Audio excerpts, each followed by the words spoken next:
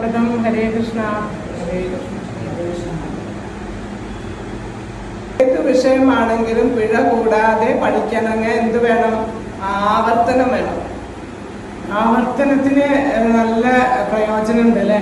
ഇപ്പൊ എങ്ങനെയാണ് ഒരു ക്ഷീരഫലം എത്രയോ വട്ടം ആവർത്തിച്ചിട്ടാണ് ആ ക്ഷീരഫലം അല്ലേ? കേട്ടിട്ടില്ലേ? 101 101 വട്ടം ആവർത്തിക്കുന്നതിനനുസരിച്ചാണ് അതിൻ്റെ ആ വീര്യം അല്ലേ? അതിൻ്റെ ആ ഒരു പ്രയോഗിക്കാൻ പറ്റുക.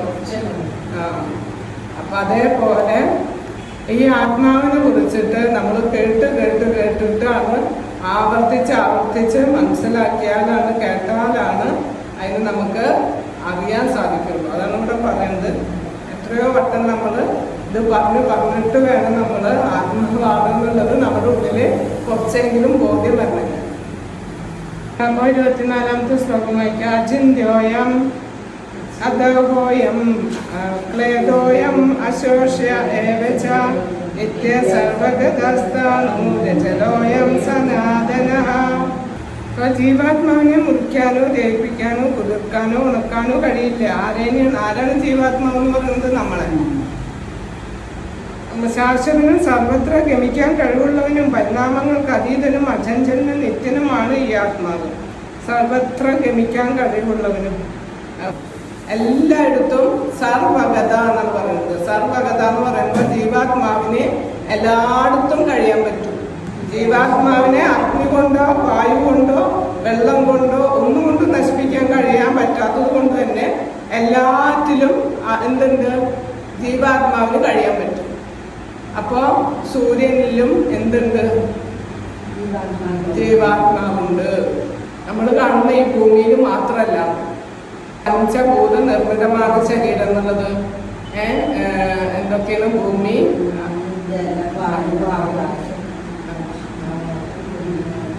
ആകാശം, ഭൂമി, ജലം, അഗ്നി, വായു അല്ലേ? അപ്പൊ അങ്ങനെ ഇതുകൊണ്ടുള്ള എലിമെന്റ്സ് ആണ് നമ്മുടെ ശരീരത്തിലുള്ളത്. അപ്പൊ അതിലെ ഏതെങ്കിലും കൂടുതൽ, ഇപ്പൊ അഗ്നിയിൽ കൂടുതൽ ജീവിക്കാൻ കഴിയണ ശരീരം അവർക്ക് കൊടുക്കും. അഗ്നിയിൽ കഴിയേണ്ട ജീവാത്മാക്കൾക്ക് അഗ്നിയിൽ കഴിയാൻ പറ്റുന്ന തരത്തിലുള്ള ശരീരം കൊടുക്കും. അപ്പൊ നമ്മള് പല ഗ്രഹങ്ങളിലും പോയിട്ട് നമ്മൾക്ക് കാണുന്നില്ല, ചന്ദ്രനിൽ പോയിട്ട് കാണുന്നില്ല എന്നൊക്കെ പറയില്ലേ? അപ്പൊ അത് നമ്മുടെ ഈ എലിമെന്റ്സ് വെച്ചിട്ട് കാണാൻ പറ്റാത്തത് കൊണ്ടാണ്. എല്ലായിടത്തും ജീവാത്മാക്കളുണ്ട്. അപ്പൊ ഈ ഒരു അടിസ്ഥാനം, ഈ ഒരു ശ്ലോകം വെച്ചിട്ട് ജീവാത്മാക്കൾ എല്ലായിടത്തും ഉണ്ട്. പക്ഷെ നമുക്ക് കണ്ണുകൊണ്ട് കാണാൻ പറ്റില്ല എന്ന് മാത്രം. അഗ്നിയിൽ ജീവിക്കാനുള്ള ആ ശരീരത്തോടു കൂടി അവർക്ക് അവിടെയും കഴിയാൻ പറ്റും. ഈ പ്രപഞ്ചത്തിൽ ഏതെങ്കിലും ശരീരത്തിൽ എല്ലാവരും ജീവിച്ചുകൊണ്ടിരിക്കും. ഏതെങ്കിലും ശരീരത്തിൽ മാറി ജീവിച്ചുകൊണ്ടിരിക്കും. ചിലപ്പോൾ അഗ്നിയിൽ ജീവിക്കാവും, വെള്ളത്തിലായിരിക്കാവും, വായുവിലാവും. അങ്ങനെ ജീവിതങ്ങൾ ഇങ്ങനെ, ശരീരങ്ങൾ ഇങ്ങനെ എടുത്തുകൊണ്ടിരിക്കും ആത്മാവ്. ഒരിക്കലും ആത്മാവിനെ നാശമില്ല. ആത്മാവ് ഉണ്ടെന്നുള്ളതിന് എങ്ങനെയാണ്? പരീക്ഷണ നിരീക്ഷണങ്ങളിലൂടെ സാധ്യമല്ല. പിന്നെ എങ്ങനെ മനസ്സിലാക്കും? ശാസ്ത്രത്തിലൂടെ, ശാസ്ത്രത്തിന്റെ അടിസ്ഥാനത്തില്, ശ്രുതി ശാസ്ത്രം ഇതിന്റെ അടിസ്ഥാനത്തിൽ മാത്രമാണ് എന്ത് മനസ്സിലാക്കാൻ പറ്റുക? ആത്മാവുണ്ട് എന്ന് മനസ്സിലാക്കാൻ പറ്റും. അത് നമ്മൾ മുന്നേ ചർച്ച ചെയ്തതാണ്. ഇവിടെ ഭൗതിക ഉപകരണങ്ങൾ വെച്ചിട്ട് കണ്ടുപിടിക്കാൻ സാധ്യമല്ല ആത്മാവിനെ. ഭൗതിക വസ്തുവേ അല്ല ആത്മാവ്. അതുകൊണ്ടാണ് ഇതിനെ ഇവിടെ കാണാൻ പറ്റാത്തത് കൊണ്ട് ആത്മാവിനെ ആരും അംഗീകരിക്കാത്തത്. പരീക്ഷണ നിരീക്ഷണങ്ങൾക്ക് പോകുന്നുണ്ട്. അച്ഛൻ ആരാണെന്ന് കണ്ടുപിടിക്കാൻ ഒന്നിനും പോകേണ്ട ആവശ്യമില്ല. അല്ല, അമ്മ എന്താണോ പറയുന്നത് ഇതാണ് അച്ഛൻ എന്ന് പറഞ്ഞാൽ ഇതന്നെയാണ് അച്ഛൻ. അതേപോലെ നമ്മൾ ആത്മാവാണെന്ന് പറഞ്ഞാൽ ഇത് ആത്മാവാണ്. അതാണ്, വേറൊരു മാർഗവുമല്ല. വേദങ്ങളിൽ നമുക്ക് തന്നിട്ടുണ്ട്. നമ്മൾ ഒരിക്കലും ഇല്ലാണ്ടാവാത്ത, ഒരിക്കലും നാശമില്ലാത്ത ആത്മാക്കളാണെന്ന് വേദങ്ങളിലൂടെ പറയുന്നത് കേൾക്ക്, അനുസരിക്കുക. അത് മാത്രമേ ഉള്ളൂ എന്നാണ് പറയുന്നത് കേട്ടോ. മാനുഷിക പരീക്ഷണങ്ങളിലൂടെയുള്ള വിജ്ഞാനം കൊണ്ട് ആത്മാവിനെ മനസ്സിലാക്കാൻ പറ്റില്ല. ആത്മാവ് ബോധവും അവബോധവും ഉള്ളതാകുന്നു എന്ന് വേദങ്ങൾ ഘോഷിക്കുന്നു. അത് അംഗീകരിച്ചേ പറ്റും. ഈ ആത്മാവിന് യാത്ര ഇനിയുണ്ട്, മരണശേഷം ഇനി യാത്ര ഉണ്ടെന്നുള്ളത് അംഗീകരിക്കാത്തവര് അങ്ങനെയാണ് ശരി, അങ്ങനെയാണെങ്കിൽ അങ്ങനെ ആത്മാവില്ല, ആത്മാവിന് നീ ജന്മമില്ല, നീ ശരീരം എടുക്കണില്ല, അങ്ങനെയാണെങ്കിൽ കൂടി നീ വിഷമിക്കേണ്ട ആവശ്യമില്ലല്ലോ എന്നാണ് ഭഗവാൻ ചോദിക്കുന്നത് അർജുനനോട്. പിന്നെന്തിനാ മറ്റുള്ളവരെ കുറിച്ച് വിഷമിക്കുന്നത്? പാപത്തെ കുറിച്ചിട്ട് എന്തിനാ ചിന്തിക്കുന്നത്? ഞാൻ പാപിയാവും, അവരില്ലാണ്ടാവും, അങ്ങനെയൊക്കെ പറഞ്ഞിട്ട് വിഷമിക്കണ്ടല്ലോ. അങ്ങനെ ചിന്തിക്കേണ്ട വിഷമിക്കേണ്ട ആവശ്യമില്ലല്ലോ എന്നാണ് പറയുന്നത്. നമ്പർ 27 വായിച്ചു.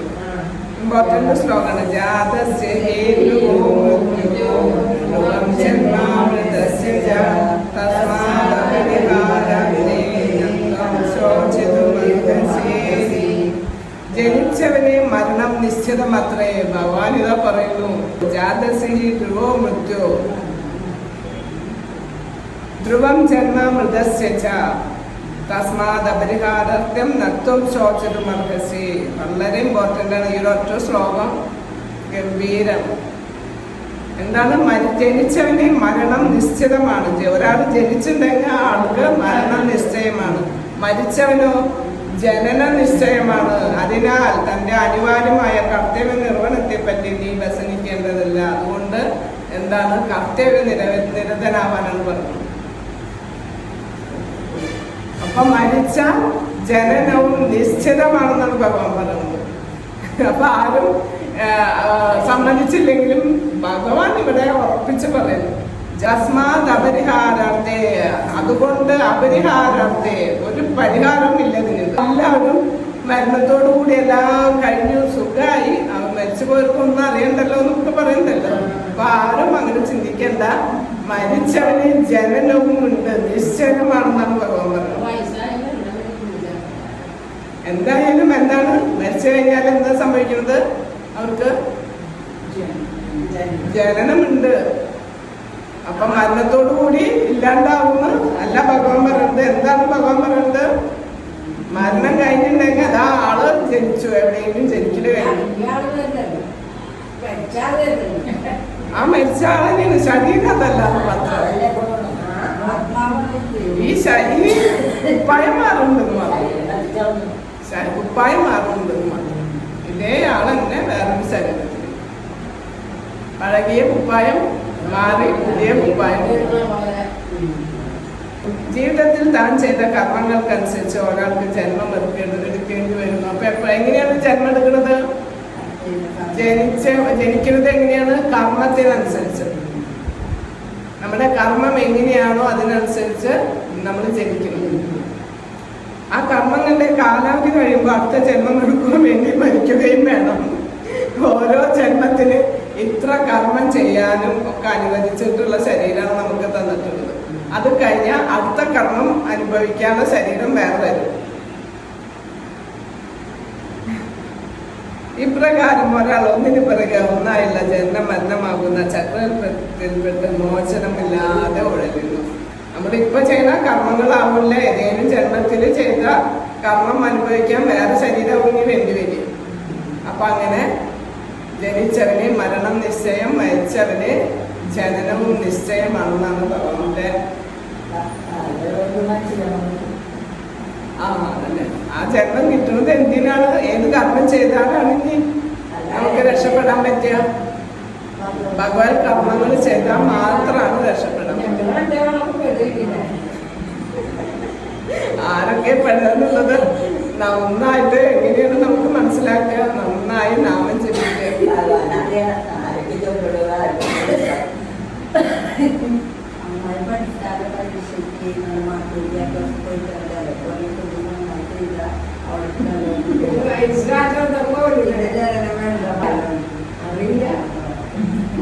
ഇപ്പറഞ്ഞാൽ മതി. ഇപ്പറഞ്ഞാലും മതി. ഭഗവാനാണ് എന്താണ് എല്ലാം ഈ ഒരൊറ്റ നിമിഷം മതി എന്നാണ് പറയുന്നത്.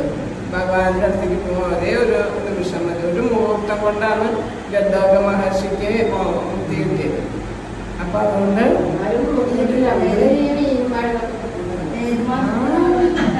അപ്പൊ എന്തായാലും എത്തില്ല. ഗദ്ദാക മഹർഷി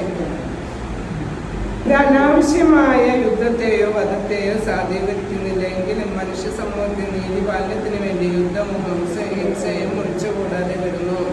അപ്പൊ ജനിച്ചു കഴിഞ്ഞാൽ എന്തായാലും മരിക്കും. അതിപ്പോ എങ്ങനെയായാലും കൊല ചെയ്തിട്ടായാലും വീണ്ടും ജനിക്കുമല്ലോ എന്ന് വെച്ചിട്ട് ഇത് അനാവശ്യമായിട്ടുള്ള ഹിംസയ്ക്ക്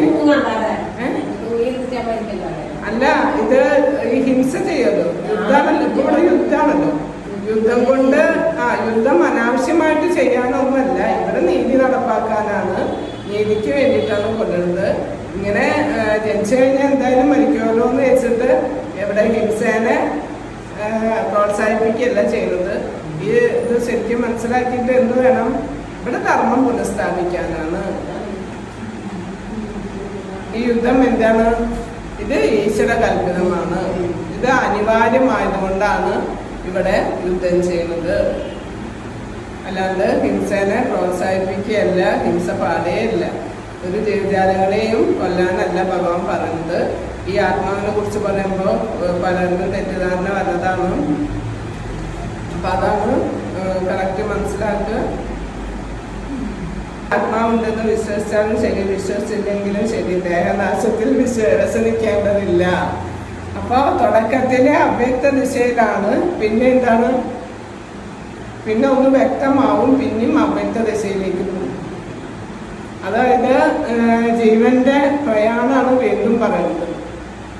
നമ്മുടെ ഈ ഭൗതിക പ്രപഞ്ചം കുറച്ച് കാലമാണ് നിലനിൽക്കും. നമ്മുടെ കണ്ണില് വളരെ കുറെ ഉണ്ട്. ബ്രഹ്മാവിന്റെ ഒരു ദിവസത്തില് എത്ര 2000 ചതുർയുഗങ്ങൾ നടക്കുന്നുണ്ട്. 1000 ചതുർയുഗങ്ങൾ പകല്, 1000 ചതുർയുഗങ്ങൾ രാത്രി, അങ്ങനെ 2000 ചതുർയുഗങ്ങൾ കഴിയുന്നുണ്ട് ബ്രഹ്മാവിന്റെ ഒരു ദിവസം. 4 ചതുർയുഗം. 4 ചതുർയുഗം എന്ന് പറയുന്നത് ബ്രഹ്മാവിന്റെ പകലില് 1000 ചതുർയുഗം നടക്കുന്നുണ്ട്. പകല് മാത്രം, രാത്രിയിലും 1000, അങ്ങനെ 2000 ആണ് ബ്രഹ്മാവിന്റെ ഒരു ദിവസം. അങ്ങനെ 100 ദിവസം ബ്രഹ്മാവിന്റെ ആയുസ്, അത്ര ആയുസുണ്ട്. അപ്പൊ അങ്ങനെ വീണ്ടും ഈ ഭൗതിക പ്രപഞ്ചം അവ്യക്ത ദിശയിലേക്ക് പോകുന്നു. പിന്നെ ഒരുപാട് കാലം എന്താണ്, മഹാവിഷ്ണുവിന്റെ ശരീരത്തിലാണ് എല്ലാ പ്രപഞ്ചങ്ങളും. പിന്നെ അവിടുന്ന് വീണ്ടും കുറെ കഴിഞ്ഞിട്ടാണ് പിന്നെയും അത് പ്രകടമാകുന്നത്. മഹാപ്രളയം കഴിഞ്ഞിട്ട് ഈ ഭൗതിക പ്രപഞ്ചം ഒക്കെ എവിടേക്ക് പോകുന്നു? മഹാവിഷ്ണുവിലേക്ക്. എന്നിട്ട് വീണ്ടും അത് പ്രകടമാകുന്നു. അപ്പൊ എങ്ങനെയാണ് ഒരു ശ്വാസം വലിച്ചു വിടുന്നത്? അതെ, അത്ര ലാഘവമാണ് ഭഗവാന്റെ ഒരു ശ്വാസം. എങ്ങനെയാണോ അകത്തേക്ക് വിടുന്നത് അത്രയുള്ളോ എന്ത് ഈ ഭൗതിക പ്രപഞ്ചത്തിന്റെ ആയുസ്. ബ്രഹ്മാവിന്റെ ആയുസ് എന്ന് പറയുന്നത് ഭഗവാൻ എങ്ങനെയാണ് നമ്മളൊരു ശ്വാസം വലിച്ചു വിടുന്ന അത്രേ ഉള്ളൂ. നമ്മള് ഈ അമ്പാറ്റാനെ എങ്ങനെയാണോ, അവർക്കൊരു 100 വയസ്സാണ് ആയുസാണ് കഴിച്ചു കൂട്ടുന്നത്. അവര് ആകെ 3 മണിക്കൂറാണ് അവരുടെ ആ ജീവിതകാലം കാലാവധി കഴിയണം. ഒരൊറ്റ 3-4 മണിക്കൂറിനുള്ളിൽ നമ്മൾ കാണാറില്ലേ മഴയൊക്കെ പെയ്യുമ്പോൾ. അപ്പൊ അവര് ചാവ് കഴിഞ്ഞു. അപ്പൊ നമ്മൾ വിചാരിക്കില്ല അവരുടെ ആയുസ് ഇത്രേ ഉള്ളൂ, ചിന്തിക്കില്ലേ? അപ്പൊ അതേപോലെ ദേവന്മാര് നമ്മുടെ ആയുസ് കണ്ടിട്ട് വളരെ ചുരുക്കാണ് നമുക്ക്. പക്ഷെ ദേവന്മാരുടെ ആയുസ്, അതാണ് ബ്രഹ്മാവൊക്കെ ഏറ്റവും വലിയ ദേവനാണല്ലോ. ബ്രഹ്മാവിന്റെ ആയുസ് ഭഗവാനെ സംബന്ധിച്ച് ബ്രഹ്മാവിന്റെ ദേവന്മാരുടെ ആയുസ് എങ്ങനെയാണ്? നമ്മളൊരു ശ്വാസം വലിച്ചു വിട്ടില്ലേ, അത്രേ ഉള്ളൂ. അപ്പൊ അങ്ങനെ കുറെ കാലം ഭഗവാനില് എന്തുണ്ടാവും? ഈ ഭൗതിക പ്രപഞ്ചങ്ങളൊക്കെ ഭഗവാനിലേക്ക് തിരിച്ചു പോകുന്നു, ഭഗവാനിലേക്ക് വരുന്നു. അപ്പൊ ഇങ്ങനെയാണ് സൃഷ്ടികർമ്മങ്ങൾ ഇങ്ങനെ നടക്കുന്നു. അപ്പോഴും എന്താണ്? ജീവാത്മാവിന് നാശമില്ല. അതുകൊണ്ട് തന്നെ ഭഗവാൻ ഇവിടെ പറയുന്നു, എങ്ങനെ നോക്കിയാലും നീ വ്യസനിക്കേണ്ട ആവശ്യമില്ല എന്നാണ് പറയുന്നത്. ഇത് ആശ്ചര്യപൂർവ്വം കേൾക്കുന്നു ചിലര്. ഇങ്ങനെ ഇതാണോ എന്നുള്ളതില് അതിശയിച്ചിട്ട് കേൾക്കുന്നുണ്ട് ചിലവര് ആത്മാവിനെ കുറിച്ചിട്ട്. പിന്നെന്താണ്, കുറെ പേർക്ക് എത്ര കേട്ടാലും മനസ്സിലാവുന്നില്ല. കേട്ടിട്ടും ഈ ആത്മാവിനെ മനസ്സിലാക്കാനും സാധിക്കില്ല എന്നുള്ളത്.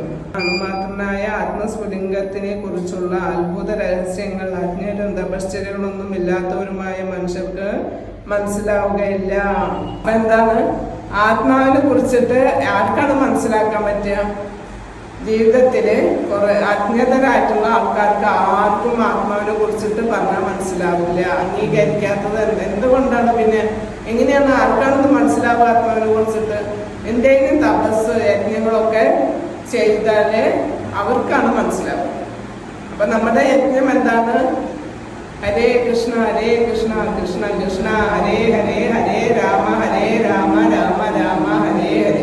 ഹരിനാമ സങ്കീർത്തനം അല്ലെ, നാമജപം കൊണ്ടാണ് നമുക്ക്. അതുകൊണ്ടാണ് ആദ്യം തന്നെ നാമം ജപിക്കൂ എന്ന് പറയുന്നത്.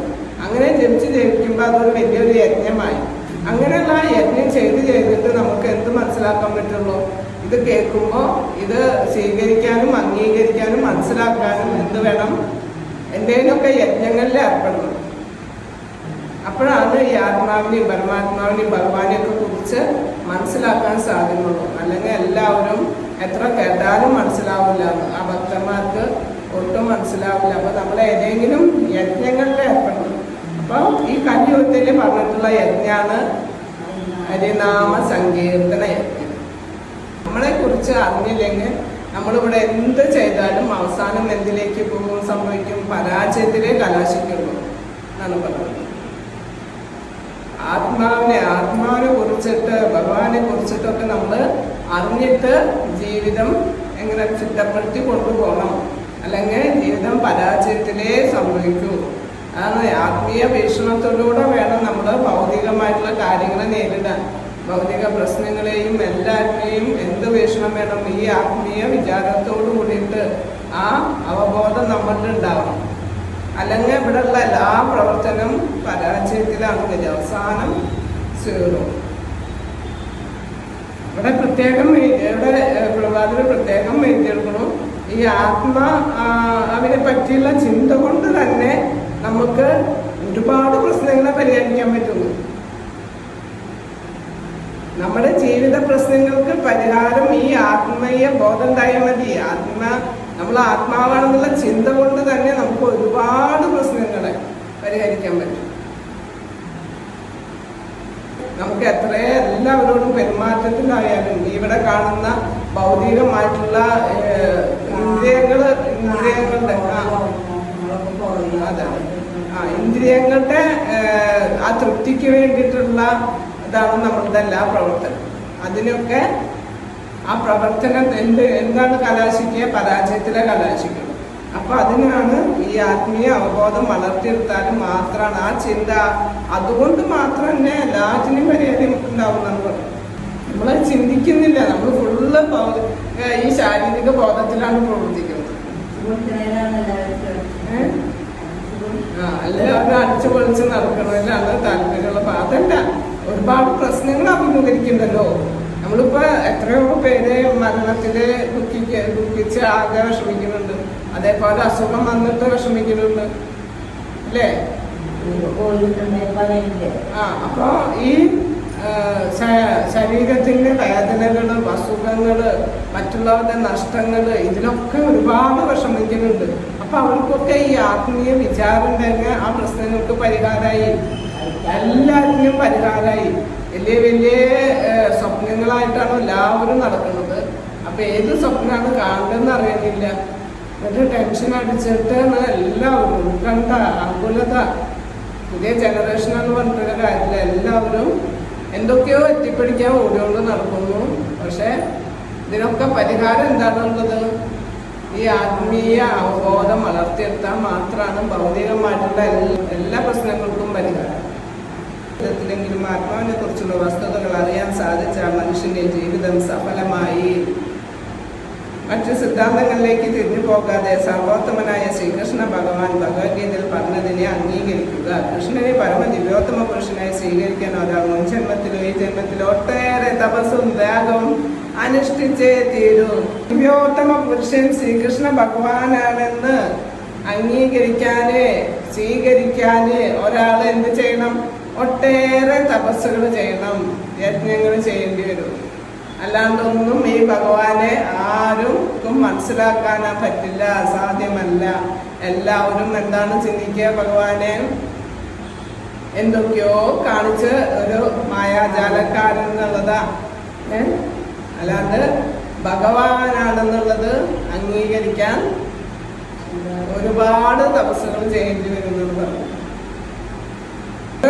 ഓരോ ഭഗവാന്റെ അവതാരത്തിലും ഭഗവാൻ ഗംഭീരമായിട്ട് ഒരാൾക്കും ചെയ്യാൻ സാധ്യമല്ലാത്ത അതിഗംഭീരമായ വൈഭവങ്ങൾ ഭഗവാൻ കാണിച്ചു, പ്രകടമാക്കി ഓരോ അവതാരത്തിലും.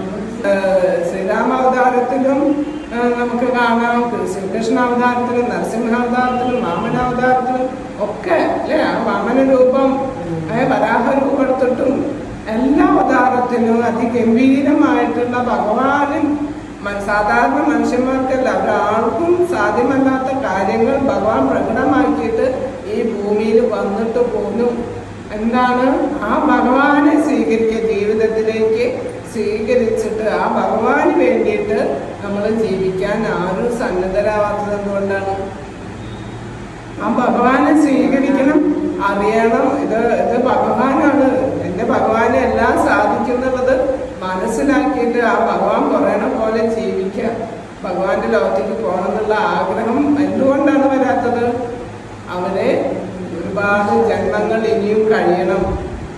ഭഗവാനെ സ്വീകരിക്കുക എന്ന് പറഞ്ഞാൽ എന്താണ്? ഭഗവാൻ പറയണ പോലെ നമ്മൾ ജീവിക്കാൻ തയ്യാറാവുക, ഭഗവാനെ അംഗീകരിക്കുക.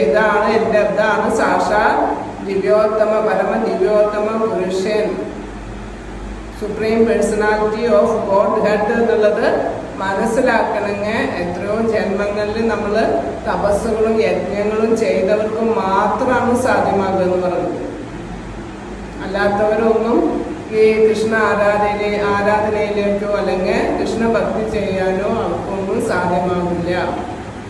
അപ്പോൾ കൃഷ്ണഭക്തിയിലേക്ക് ഒരാൾ വന്നിട്ടില്ലെങ്കിൽ ആരും വിഷമിക്കേണ്ട, അയാൾ ഇനിയും ഒരുപാട് കാലം കഴിയണം, ഒരുപാട് തപസ്സുകളും യജ്ഞങ്ങളും ചെയ്തിട്ടില്ല, അതുകൊണ്ടാണ് അവര് ഇതിലേക്ക് വരാത്തത്. അവർക്ക് ആ ഭഗവാന്റെ നാമം ജപിക്കാൻ തോന്നുന്നില്ലല്ലോ. ഹരേ കൃഷ്ണ മഹാമന്ത്രം ജപിക്കൂ, ഈ കലിയുഗത്തിലെ യുഗധർമ്മം ഇതാണ്, ഇത് ചെയ്യൂ, ഏകാദശി വ്രതെടുക്കൂ, ഭഗവാന്റെ സത്സംഗത്തിലേക്ക് വരൂ എന്ന് പറഞ്ഞാല് ആരും അനുസരിക്കാത്തത് എന്തുകൊണ്ടാണ്? അവർക്ക് ആ സുഹൃത്തം അവർ ചെയ്തിട്ടില്ല. ശ്രീകൃഷ്ണ ഭഗവാനെ കിട്ടണമെങ്കിൽ ഒരുപാട് സുഹൃത്തം വേണം. എത്രയോ കോടി ജന്മ സുഹൃത്തമുള്ളവർക്കും മാത്രമാണ് കൃഷ്ണ ആരാധനയിൽ വരാൻ പറ്റുന്നത്.